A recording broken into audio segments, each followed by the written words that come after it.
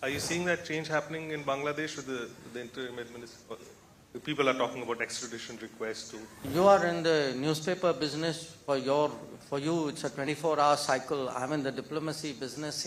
I'm prepared to wait at least a few months for anything to fructify. So I would not be in a hurry to call out situations. For the last 10 years, when we've been talking about neighborhood first, the entire exercise is about making sure that there are so many connections in so many domains which are so indispensable, which are so deep, which are so central to everybody's calculation, that the factors of volatility get relatively diminished.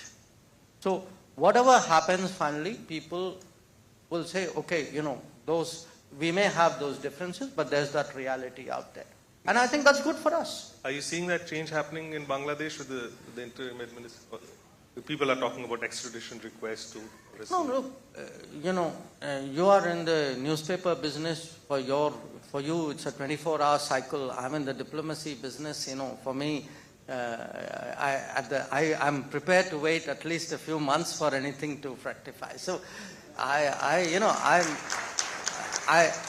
think I would not be in a hurry to call out situations. And look, I'm not saying that to be evasive or diplomatic. I urge you to look, for example, at our relationship with Maldives last year. A year ago, people were predicting all kinds of things about our relationship. The fact is, the factors of stability at the end of the day kicked in. Look, let me tell you one thing. Our neighbors eventually do know when COVID happened, they got their vaccines because of us. When Ukraine conflict happened, many of them got their fertilizers and their food grains because of us. When, difficult situations happen, ask Sri Lanka.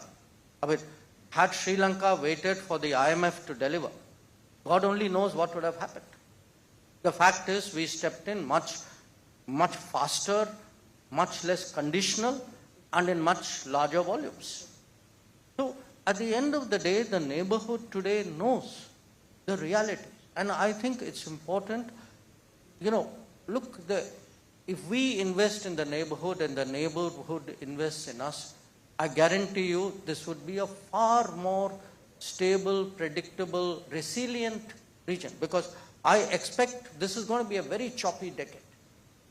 We're going to, because we have two big problems. Don't think that's the end of it. We're still in the first half of the decade. So if you are going to prepare for a very choppy existence, everybody is looking for ways of securing themselves. And these are ways of doing so. So I think they value it as